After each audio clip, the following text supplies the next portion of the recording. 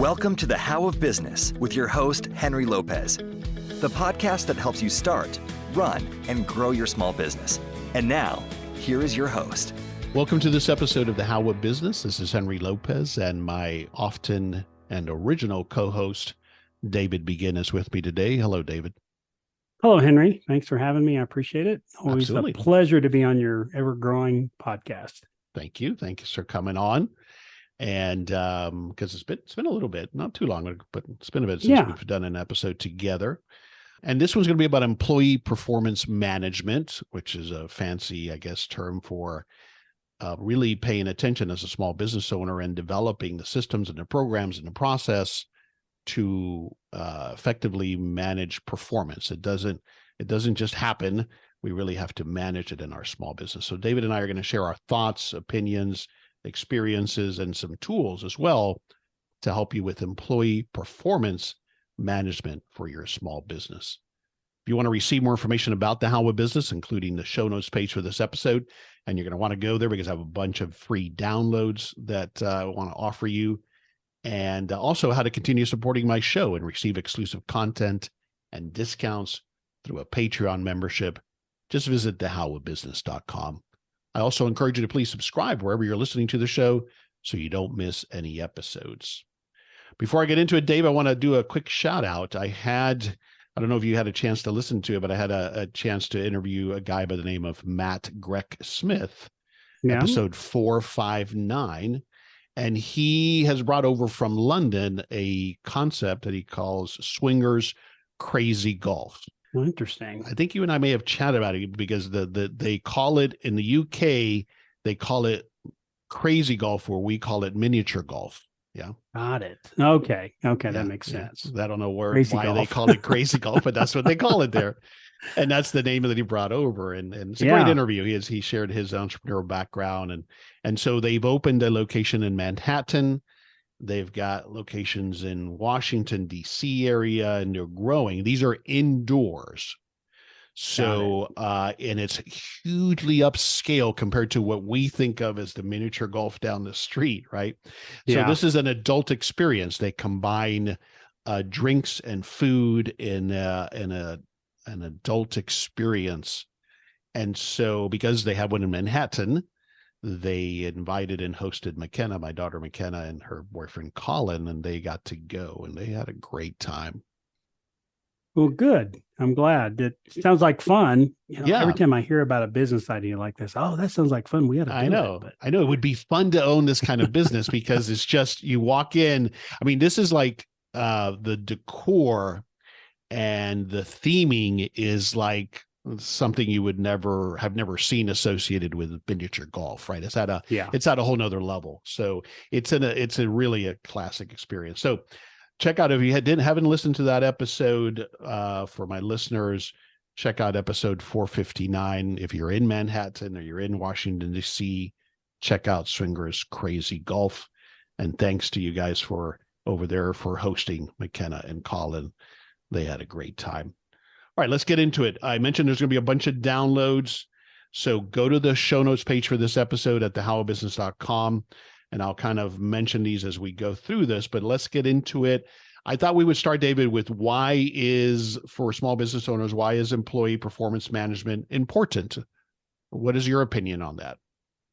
Well, it's incredibly important because you want the employees to understand what you need from your business and how they fit into the overall scheme of things. But from their perspective, they need to, they should be able to get better at what they do. So if they're with you for 2 years or 20 years, in that time frame, they ought to be able to develop themselves into the ideal employee. And that's not from a business standpoint. That sounds kind of selfish, but really from their standpoint, they ought to be able to actualize themselves in all the ways that they would want to be able to be a good contributor. Yeah. It's amazing to me how many small business owners I speak with that don't have any kind of formal performance management program in place. And we'll talk about some examples of that, but I'm talking about maybe something as simple as having a formal sit-down review once a year. They don't even do that. And I guess for us, we came from the corporate world, as a lot of listeners have as well. So we learned that very, to the other extreme, right? These very detailed and kind of forced review process that I hated, by the way. I always hated being at the employee end of it, because I always felt like my bosses had to pick out something that was an area for improvement, and my ego just couldn't handle that. but well, in the corporate world, that it happened on a regular basis, right? Yeah. And they probably didn't do it as well as they could have. And hopefully we'll talk about some ideas here where you make it a real productive session for both you and the employee. And the employee, if the employee isn't inspired by the time they leave a performance review, then we probably didn't do it correctly. Good point. That's a great way to put it. And going back to the point that you opened with, I think you helped me with this, and you applied it at your car wash. We applied it at iTop-It, our frozen yogurt business, and you're doing that. You're helping people now with Car Wash OS, is to have this perspective. And I do think it is a mind shift for employers, especially with now the shift in general after COVID with how people look at jobs. But you helped me with understand that we want this employee. Hopefully they'll stay with us for a period of time. But do we help them get better, and do we help them develop skills that they can take elsewhere, depending on where they go next? Yeah. And most of us that jump out of corporate probably weren't like running big, large divisions of the corporation. We might have been a salesperson or a sales manager, but we probably weren't taught how to manage. And so when we end up owning a business, for some reason, we think, all this corporate experience I have will translate really well to my small business. And sometimes it does from an operational standpoint, but then most times from a management standpoint, we don't know how to manage people. And I struggled with that for years, saying, why are these people just not motivated? Why are these people not like me? I mean, that was what was running through my head. Right. Why don't they want to get ahead in life? Why don't they want to get better? And I was so frustrated with employees, I can't tell you how many times I wanted to just sell the business and quit. But it's when I finally got desperate enough and got some coaching from a lady named Chris Plackey, who, if you're a woman CEO, she only, I guess after she coached me, she decided to only coach women.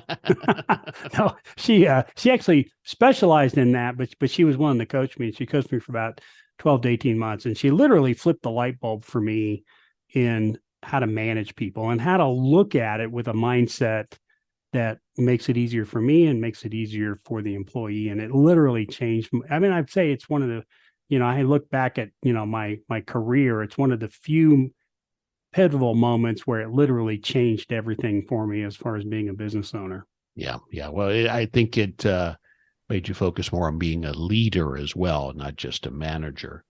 Yeah, but I had a really simple system in order to assess what's going on, and that's what I was missing. And asking a question, why in the world don't they do what I want them to do, was not a question that could really be answered, But finally, when I ran it through this flow chart that we created, it made total sense to me. Yeah, and I think that we also realized that we're managing younger people, a different generation, different motivations, and so we thought everybody was motivated the same way.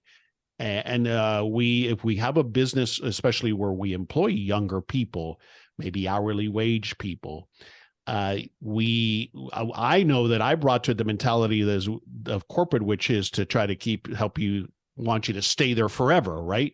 But that's not realistic. And so at the yogurt shop, if we got a year out of somebody, that was fantastic. And that was okay. And it was okay that they moved on, because these people were in a transitionary period of their life to a big extent. Right. So that's okay. Yeah. And so I've had people come back that I've fired, or we had an argument and they quit or whatever, and they come back and thank me. And I'm like, I can't believe they're coming back and thanking me, because I'm embarrassed how I managed back then. But, it's interesting. People do remember the lessons that you do teach them, if you're talking from a mentor or a coach perspective. Sometimes you got to be the boss, and there's lessons to be learned there. But I'm always surprised when people who I thought I had a problem with, when I see them again, they're just happy to see me and thank me for the opportunity they had. And that's really exciting. We've talked about that before, and I've given that a lot of thought. And I think that there's a couple of primary reasons why you have experienced that. Number one, I think it's because people do end up then appreciating the level of standard, the way that you were trying to run things, to do it right, to do it well, to do right by your customers. I think that sometimes it takes people going elsewhere where it's more dysfunctional to appreciate that. So I think that's one piece of it. I would agree. I think the second part of it is that they appreciate, while they may not have appreciated it while they were there, they appreciate the investment that you made and were willing to make in their training, in their development, right? Yeah. Yeah. And I think that that's critical. So let's get into kind of some of those best practices, right? We're not going to cover all of them, but some of the things that I think that stand out and that this relates to the point that I just made. And that is, first, I'll start with clearly defined expectations. And that can, from a mechanical perspective or a execution perspective, I think that starts with, even before you fill that position, having a clear job description. What are the responsibilities, the duties that this person is going to have? Because if I think if you don't define that clearly, you hire someone into a vague environment. I get it. Sometimes you have to do that. Sometimes you're creating it or evolving the position. But the more clear you can be with setting the right expectations from day one, I think that's part of it as well. What are your thoughts there? Yeah, I would agree. And as you say that, I think of a funny story, because we used to host Air Force cadets at our house. So we live across the highway from the Air Force Academy here in Colorado Springs. And a lot of these students would show up. It's like the week before July 4th, the freshman class, or the fourth degrees is what they call them, come, and they start their boot camp training for like 8 weeks. And I think the attrition rate might be 10% before school starts. Wow. And some of our cadets would tell me that, when the people would quit and ask them why they quit, they go, I didn't realize there was going to be all this military stuff. I'm like, how can you not Classic realize disconnect, that? They're going to the Air Force Academy. Yeah, I don't know what they thought was going on, but I laugh about that when I think of clear expectations, right? Either they weren't listening, or which I think is probably more like the case, or somebody didn't sit them down and said, here's what you're about to go through.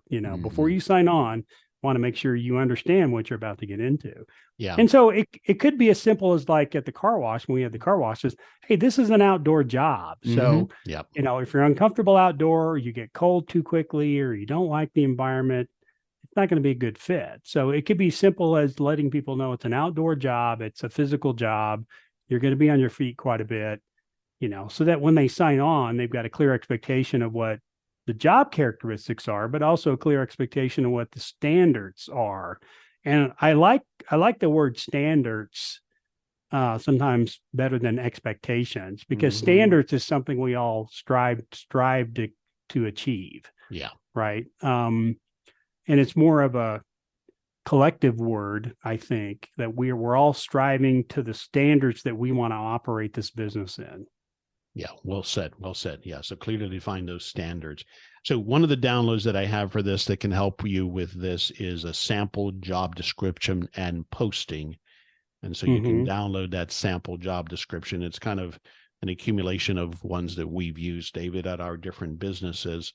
So at the howofbusiness.com show notes page, or the page for this episode, download the sample job descriptions if you don't have one, or at least even to compare it. So that's the first tool that I want to recommend. All right, let's talk about then kind of going in the life cycle a little bit, but in regular feedback sessions. As I said, when we first started chatting, it's amazing how many organizations don't have a formal process of regular feedback. And I'm talking now about that employee review session, whether you do it, once a year or every 2 years. Now, I will say, before we get into this part of it, that, the feedback that I've gotten, and certainly I agree with it, we'll get to in a moment, This is different from ongoing coaching and performance evaluation and feedback. This is that formal session, right? Yeah. I did an episode 330, entitled Employee Development with Laura Tolhook, and she talks a lot about this. So if you want to learn more about it, certainly listen to episode 330. But what are your thoughts on regular feedback sessions and formal reviews? We can talk about those two things combined. Yeah, I think the more informal feedback sessions you can give, it makes the formal review a lot better. And that's probably why you had a lot of anxiety when you've got that when you did it in the corporate world, because you didn't get much feedback throughout the year. Right. You got all your feedback in one half hour, 45, 60-minute session, and then you're supposed to go away and apply that. And I think that's very anxiety creating. So I think the more feedback you can give people, the more feedback as early on in the process that you can give somebody, the better. I have some clients that I do work with from a sales management perspective, and they just lost some salespeople, and we're going back and saying, okay, what did we do here that didn't work out? And a lot of it is not holding them accountable to what the expectations and standards were at certain time frames. So by 3 months, you need to be able to do these things. By 6 months, you need to be able to do these things, and checking them and seeing if in fact they had they claimed they had a big technology background, but when it came to find out, they didn't have a good technology background. So that's a red flag, right? So we hired you for this. You don't have that skill set. So what do we do? How do we figure out if we can get you those skills, or is this going to be a red flag? And things along those lines. So I'm a big believer in informal feedback, but also setting some of those gates real early. So if you hire, in our industry, what I encourage people to do is hire them, give them feedback within 7 days on how they're doing, and then give them 14, 21 days, and then go to 30 days, and then 30, 60, 90, and then maybe 180. But the more feedback you can give them early, the better, It's almost like, we've used the analogy of how many times is a rocket off course when it's taking off. It's off course all the time, but it's, it's using their fins and stuff to steer back on. It's, many, many minor corrections. And if you look at it, it appears that it's on course, and it ends up where it needs to go. But I think it's the same with employees. The more inputs you can give them on what the standards are and how they're meeting those particular standards, I think they'll have a better opportunity to be successful in your organization. Yeah, well said. And you've also shared with me that we should try to use performance reviews to encourage employees to become better at their jobs, obviously, right? So we're helping them achieve success. We're giving them the tools to achieve success. So right. I agree with you. What I have found, I think sometimes, David, might be especially when an employee is not doing well or not living up to the standards, is I think sometimes I find that people want to avoid the confrontation because they let it go, and now it's I've got to have that big talk. It's a big confrontation, and everybody's uncomfortable. Yeah, and in sales training, we used to talk about have a series of small confrontations with your prospect, but also probably with your employee, right? If you want to call it a confrontation, right? If you have a series of small confrontations with your employees, you avoid the big one at the end. Yes. Yeah. Right. I agree. And so I think I think that applies here. The other thing I think from a mindset perspective that when we go into this, I think is really helpful from a manager perspective. You want that person you hired to be successful. So that's on your side. They joined your company believing that they could be successful. So you both have the same goals in mind, right? You want them to be successful. They want to be successful. Nobody's joining your organization not to be successful.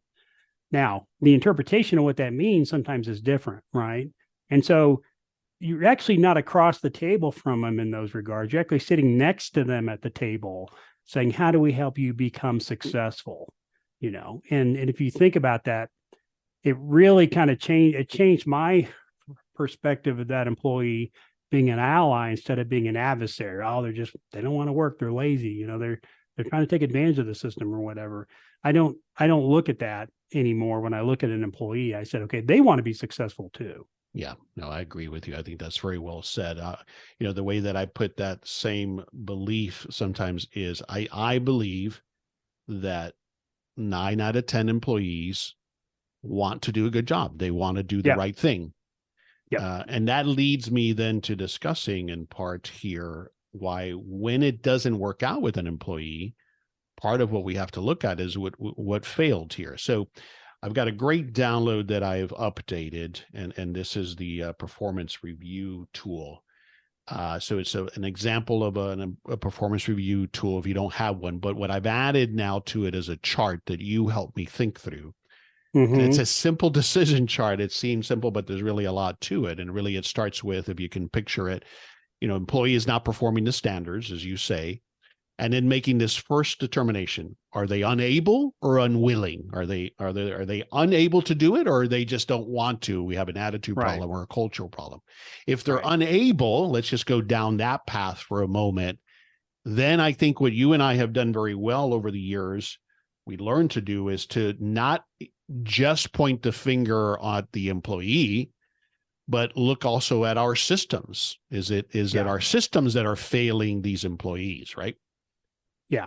And I think that was the pivotal thing that Chris Plackey taught me, was the first thing you ask yourself: are they unwilling or are they unable?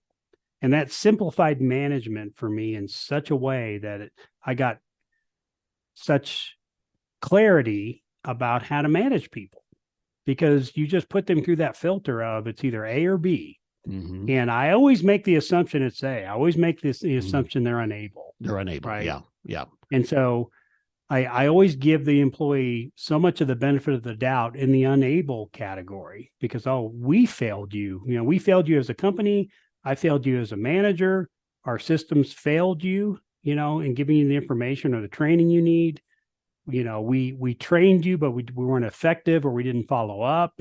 It's always about me and what we did and what our company did to fail them. Yeah. I always look at it. If it ends up being that we have to terminate that employee for whatever reason, you and I, that was one of the first questions I would ask. Okay, where did we miss something? That's right. All the way back to the job posting, right? So how did we misalign? What could we have done better in the interview process? Maybe nothing, but what could we have done better? What could we have asked or explored that might have uncovered this issue? And then, to your point, where is my training and coaching not serving this employee? Or where did it break? Or is it simply that this person learns differently, or it's taken that person longer and I have to help them with skills development? So it's either or both, systems or skills, if I take this branch of unable. It's one or a combination of those two things at a high level. Yeah. Yeah. Yeah. Now, if you take the analogy of a baseball game has nine innings, it's usually the first 7 innings that I'm working with the employee in the unable category. Mm-hmm. So we're spending a vast majority of time in they're unable to do it, and we're not for some reason we're not serving that employee. It's only toward the very end where we start talking about maybe they're just not willing to do it. Yeah. Yeah. Right. So if you take the branch, then you determine they're just unwilling, then the big question that you ask is, are they a cultural fit? And I think the reason we ask that question, David, is to help us identify, is it worth it for me to continue investing in this individual, or are they just not a fit for our team and for our environment? Yeah. And I would say this is a good example. If you don't have good operational processes and standard and training, you and I have talked about this. When somebody joins a company and there's a lack of structure for them, they're going to make the job what they think the job should be. And it's typically not going to be the same thing that you think the job should be. Mm-hmm. And so, again, I did this for years and years and years, where we hire an employee and they would try to morph the job into what they think they wanted it to be, because there wasn't, we didn't have standards. We didn't have documented processes and procedures. We didn't have good training. We didn't do any assessments. The performance reviews were lacking, and it just created this, jungle environment, and it's every man for himself in the jungle. And I think that's why a lot of employees were going off the reservation of sorts, and kind of doing what they thought they wanted to do. Yeah. But if you've got all those structures up front, and you've got a clear training program, and you're reinforcing the standards that you've established, then, you're going to correct that sooner than later. And they're, oh, no, there is standards, there is, Mm-hmm. we do have standards, and we do hold people to standards. And, we've said this many, many times, that if you don't have a good culture, the employees will create the culture. Right. There is always a culture. It's just, are you dictating it, or is someone else dictating it? Right. And because you and I did an episode on this, and one of the great indicators then that we witnessed where we created positive cultures in our businesses is when the team says this person's not a fit. That's right. The team calls it out, when a team calls out that we're not performing to standards, or an individual is not contributing, that tells you you've got something. Yeah. And if you got a bunch of high performing people in your organization, they won't tolerate low performing people who are just doing it because they don't want to do it. Yeah. This is Henry Lopez, briefly pausing this episode to invite you to schedule a free coaching consultation with me. I welcome the opportunity to chat with you about your business plans and offer the guidance and accountability that we all need to achieve success. As an experienced small business owner myself, I understand the challenges you're experiencing, and often it's about helping you ask the right questions to help you make progress towards achieving your goals. Whether it's getting started with your first business or growing and maybe exiting your existing small business, I can help you get there. To find out more about my business coaching services and to schedule your free coaching consultation, please visit thehowofbusiness.com. Take that next step today towards finally realizing your business ownership dreams. I look forward to speaking with you soon. I want to go back to the feedback point. I want to share what I think we all know, but I think is so important to have as a practice, is that you praise in public, you admonish or reprimand in private, right? So I've seen so many environments where there's a lot of yelling and a lot of, a drama and theatrics. It never is, in my experience, productive unless it's a critical situation, like, hey, you're about to get run over by that car, don't do that again, right? But otherwise, you provide that feedback if it's not positive, if it's something where you're reprimanding or there's a performance issue, you do that in private. Yeah, absolutely. I totally agree with that. And a lot of our performance, if we don't think about it, is fixing things that are wrong. And again, that was one of my problems, is I would walk on site and there would be 1,022 things going right, and I'd see the 3 things that were going wrong. Right. I would point those things out, and it's not a very inspiring way to manage. No. So we've gotten better at that, I think, as a culture and a society, of making sure we infuse positive things that are going well, and and here's some things that we need to kind of work on and improve. And you taught me that in doing that in the operational meetings that we have, by starting off and doing a positive focus type of call. I think Dan Sullivan also encourages that. So when you start the workshop, you start writing what happened last quarter that's positive, because a lot of us are always trying to fix things and trying to get better at things. And so our brains sort of go to the things that are going wrong. And that's kind of a natural thing for humans too. We're looking for things that are bad. And well, it's definitely a natural thing for us as entrepreneurs, right? Because we are focused on moving forward. We're focused on making this thing work well, this machine operate well. We're focused on delivering service for the customer. So we are on this, this track, and sometimes we got to step back and realize how it is that we're communicating these things. But what it leads me to then is rewarding and recognizing outstanding performance. And how do we do that? I think we've tried to do that many different ways. The one of the examples that comes to mind at the frozen yogurt shop was that if we had a policy, a practice, that if we ever got a review that mentioned somebody by name, that person got a gift card. If we got a positive review, everybody working that shift got rewarded as well. So those are some examples. Now that's in the case of a retail situation, but give me your thoughts then on how do we implement that in other environments? Yeah, I think one thing that we started doing when we talk about culture, like one of the big things for us was taking care of the customer. And so when we started having our operational meetings monthly operational meetings, we got the manager to say, come up with an example of something that happened in the last month that exemplifies our standards and our culture. And I'll give you an example where we had one employee, a lady locked her keys in the car in the parking lot, which happened a lot at the car wash because they're out vacuuming and all that. And so she's locked out and she doesn't know what to do. So this, was right around closing time. So this employee stayed there with this person and waited until the locksmith came to unlock her door. But it was, he stayed with her for an hour and a half, which is an example of taking care of the customer. Yeah. Right. Or going above and beyond in some cases. But when you tell stories like that and you recognize somebody, what you're doing is you're reinforcing some of the tenets of what you want your culture to be. Yeah. And so I'm a big fan of storytelling in those meetings when somebody does something great, because it not only recognizes that individual, but it reinforces that aspect of the standards and cultures that you're trying to do. And it ties back to us catching people doing the right things, not just always catching people doing the wrong things. That's right. That's right. You gotta catch them doing more right things, and they'll be willing to kind of hear out the things that they need to get better at. What I have found is work environments, small business work environments where things start to spiral out of control. You see the signs and what not to do. Don't do this, do this, everything is negative. There's a lot of yelling, a lot of, tension. It's a downward spiral. And at the end of the day, then what that is going to impact without a doubt is your customer service, your client service.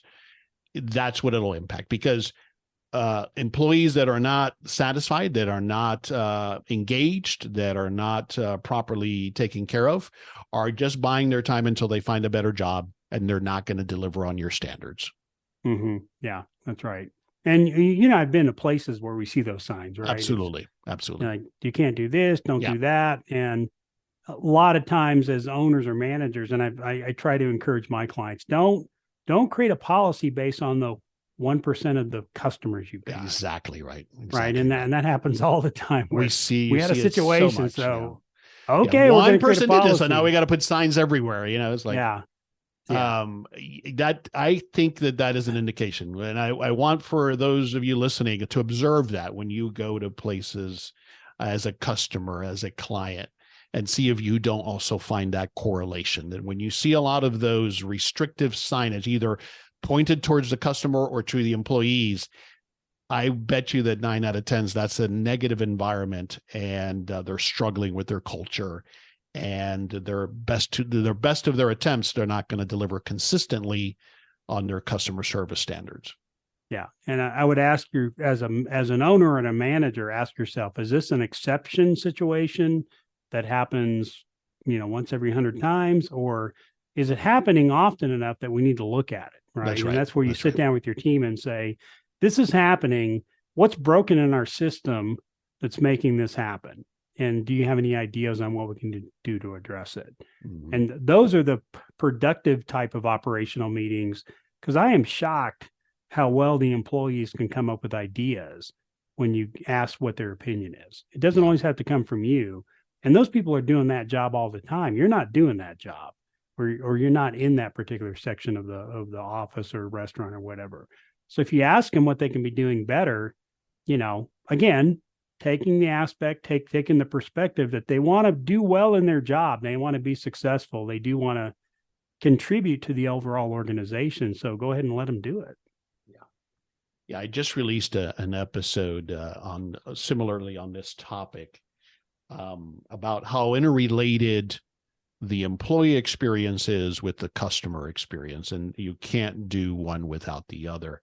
And what can happen sometimes, and she was explaining, I could see myself being guilty of it in the past, of being so focused on delivering the right experience for the customer that I forget that it's the employees, whether they're customer facing or somewhere else, that all together allow me to adhere to and deliver that standard of customer service.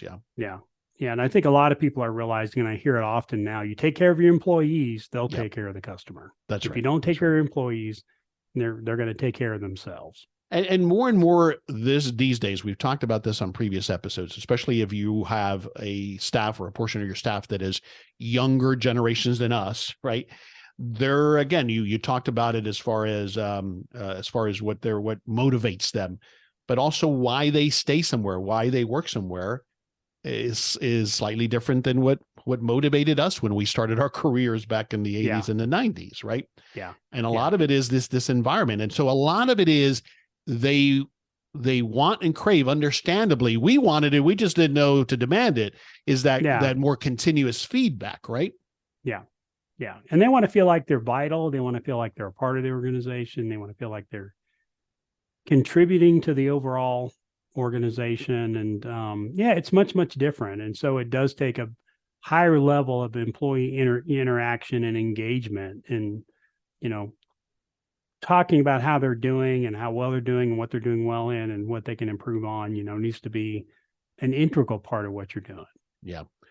So I want to go back for a moment to systems, and I want you to share a little bit about, as an example, what you're doing with Car Wash OS to help, in your case, car wash operators, but all of it translates to other businesses. But what are some of those key to this point that we've been talking about, employee development and making sure they understand the standard? Share a little bit about how you're helping car wash operators achieve this. Yeah. So I kind of put it in what I call the 4 pillars of operations, because you got to have 4 something, right? If you're going to be 3 or 4, right? So, you have to have your model, right? My model. Here's the model, right? So the first thing is you got to decide for yourself what you want to be, right? So you've got to make a decision. What do you want this business to be? How do you want it to interact with the customers? What do you want to be? What don't you want to be? So you've got to go through this whole decision-making process. But the other part that most of us never do is then we got to document that, right? So somebody's got to sit down and write it and, be able to canonize that information. So, people don't have to read my mind on how I want the car wash to run. And so that's always been a big problem with me as a manager. Why don't they understand what I want? Well, because I never documented it, right? And so that's actually the second step. The third step is now you got to start training to it, right? So you've got to train your employees, and either through online reading, online videos, examples, practice, and give them reinforcement when they're doing well, give them constructive criticism when they need to improve in certain areas. But that's where you start teaching them what the real standard is. Because as we know, there could be a written standard and then there could be an actual standard. Mm-hmm. And you want those 2 standards to be as close as possible. So train your employees.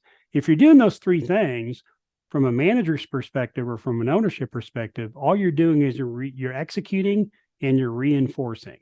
So you're reinforcing what the standard is, and you're making sure everybody understands that. And we've used the analogy, nobody water skis anymore. Henry, I don't know if you knew this. No, you're absolutely right. Yeah, I live by the water here, two beautiful lagoons and bays, and I see all kinds of water sports. The other day, I finally saw a water skier after 3 years of living. Did you? Here. Okay. Yeah. Everybody wakeboards, but I'll use the example of wakeboarding. But when you first start out in the water with wakeboarding, there's a lot of resistance on the board, right? And then you use that resistance to pop up on the water.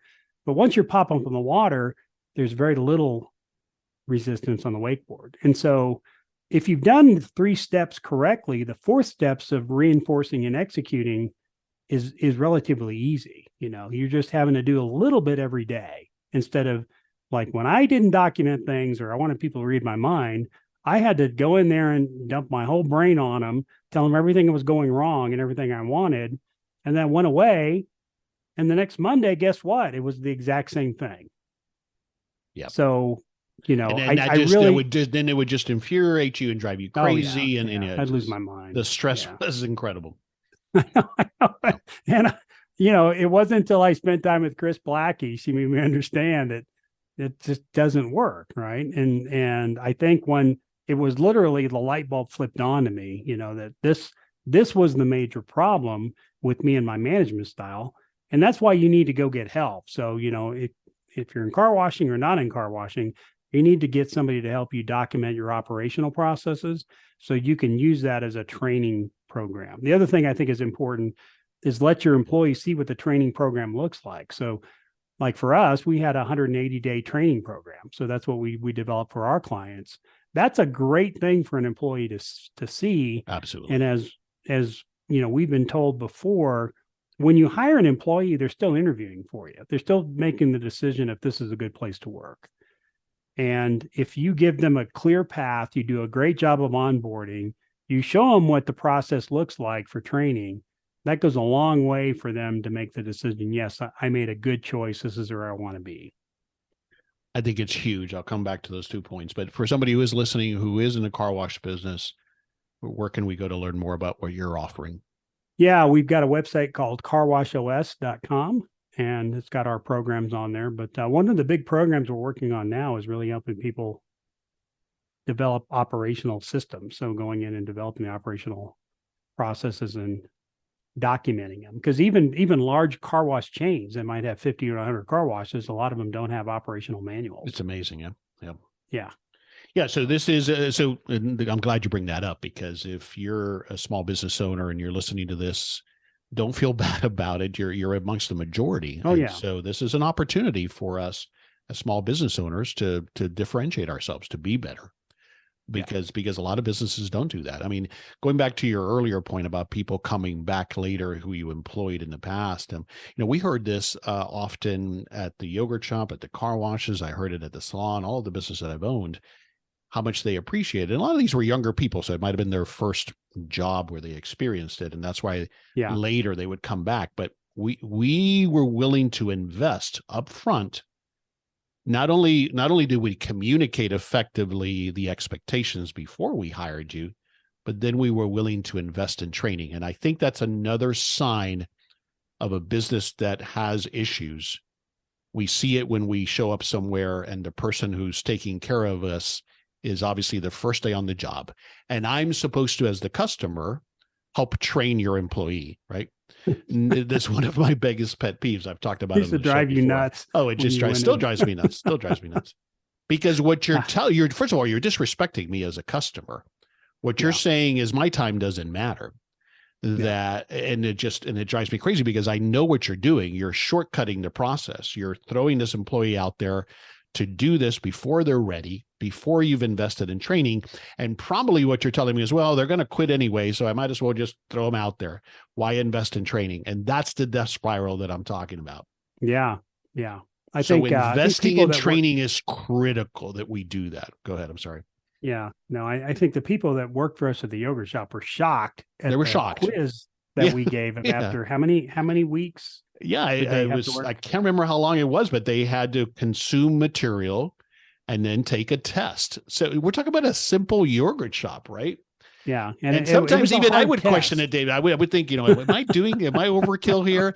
And maybe, but you know what? We delivered for 10 years consistent, remarkable customer service. I can say that without a doubt. Yeah. And people, and you had to have a high score to pass. It was like 85 or 90%. It wasn't true. It was 90%. Yeah. So, I mean, and then people didn't pass. It's like, you got to go do it again, you know? And you know what it was included in this test that I want people to think about is product knowledge. Yeah. Amazing to me how often, again, you may have a very complex product, but for most of us, your employees should know the essentials, the basics, certainly the differentiators of what it is that you're offering. At a minimum, an employee should be well-versed in that, right? Yeah. People ask this question like, which ones are sugar-free? Which ones are not? Which ones are gluten-free? Which ones are not? I was at a restaurant last week, classic Henry Lopez, and my wife cringes because it's been a while since I've done this, because we actually got up and left. Oh, yeah, I hadn't done that in a while. I learned that from my father. But sat down, and a lot of things had happened, but I'll share the one issue related to this. I asked the waitress, there was it was an Italian restaurant, so there was an antipasto salad on the menu, and I asked, what's on the antipasto salad? Now, if you've ever had an antipasto salad, you know that it's the antipasto means before the pasta, and it's usually cold cuts and cheeses and so forth. Sometimes in America, we turn that into a salad, but it's got cold cuts. Well, she said verbatim, I think it has olives and cheese on it. And then she yells out to the back to, I guess, the manager. I never saw that person. What's on the antipasto salad? So immediately, now there were other things that happened. I didn't walk out because of that, but yeah, suffice it to say that was a clear indication to me that this person doesn't even know the menu of what they offer. Right. Yeah. Yeah. So apply that to whatever it is that you sell or offer or provide. Training and investing in training is critical to employee performance management. We must do that. It ties back to when we analyze when we are having a performance issue with an employee, being honest and be able to look at where did we fail that employee? And then the other point that you mentioned that I want to go back to here as we start to wrap up is reinforcement, because I think that's the other thing that we expect.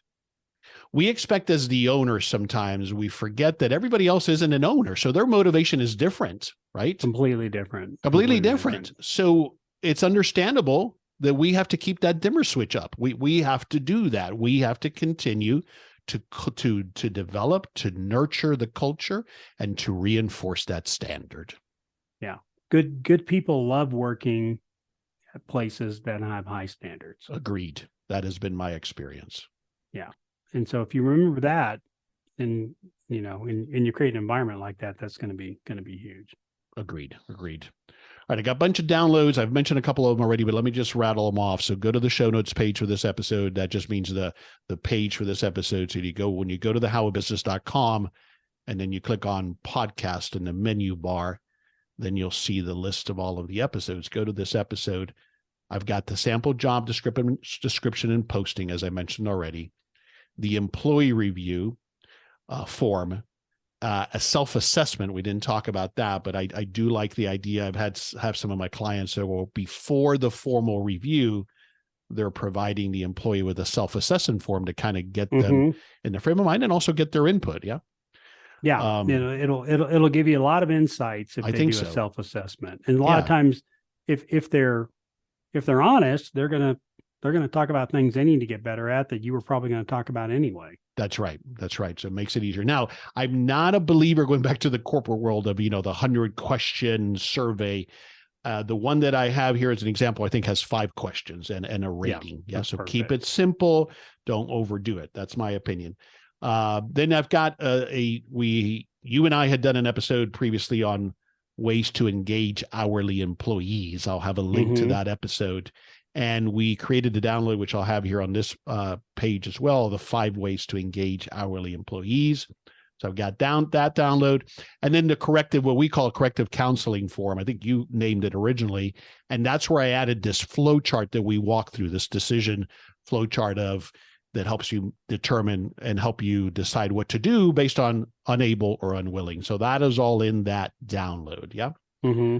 Yeah. So lots of tools there. I've got lots of episodes. If you haven't listened to them already, as I've mentioned, several on this topic of employees and managing employees, including one of the 2 episodes that you and I did way back when I first started a podcast in 2016 was hiring employees. We have a series of those episodes.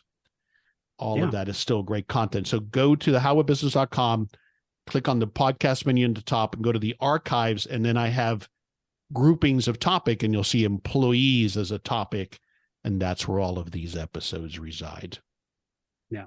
Terrific. All right, let's wrap it up. One takeaway, as I always like to do, this conversation we've had about employee performance management for small businesses, what would be one takeaway that you would share? I think you got to look at letting people go as kind of a mercy situation. You got to let them. A lot of people are reluctant to want to fire or terminate somebody. And I get it. It's hard to do. But if you have the mindset that you're doing them a favor, they can go somewhere else where they think where they can be successful. you're actually doing your organization, and you're really doing them a favor. And I think a lot of people that come back and talk to me, that maybe we had to let go, said, "Oh, I really appreciate you doing that. I learned a lot. I kind of grew up and made a lot of changes." And, you have people thanking you for terminating their employment. If you have an attitude of you're doing the organization a favor and you're doing them a favor. And if you're, nice about it and graceful about it, I think it goes a long way. Yeah, well said. And to piggyback off of that, I think that if you run a business where you have done your best to provide that employee the training, the skills development, the understanding of the standards, you've done your best to help them do the job right, and it still doesn't work out for whatever reason, then I don't think we should lose much sleep over having to let somebody go. It can still be hard. Like, my wife to this day tells me I'm not going to fire another employee ever. I made her do that once at the salon, and it just traumatized her. But I think that if you have done your best, then it, like you said, it's the right thing for the business. It's the right thing probably for the employee that you're letting go. I do always go back to that saying, hire slow, fire fast. Right. But be honest with yourself. And for me, the key takeaway is, to summarize everything we've talked about, if you don't have it now, start to put in place these systems that we've shared with you, even if it's just starting with some kind of a formal review process. But I would say even more valuable is to really honestly look at those expectations you're setting and communicating of your standards when somebody joins your operation. And then what are you investing in them to teach them how to do it the right way? That would be my takeaway. And if it's something you're not good at, go get help for it. I mean, Henry's a good example of somebody that helps a lot of businesses do those type of things. So don't be afraid to go get help if it's not your forte. And that's a big frustration, I think, for owners, is they feel like they've got to be able to do everything.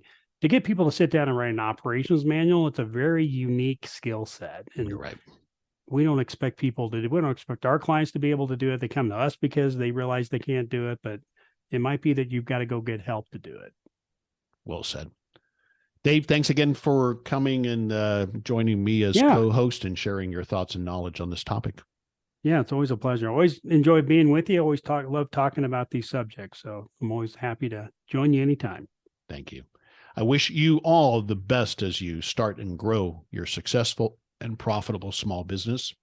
This is Henry Lopez, and my guest host again today was David Begin. Thanks for listening to this episode. I release new episodes every Monday morning, and you can find the show anywhere you listen to podcasts, including at my website, thehowofbusiness.com. Thanks for listening. Thank you for listening to The How of Business. For more information about our coaching programs, online courses, show notes pages, links, and other resources, please visit thehowofbusiness.com.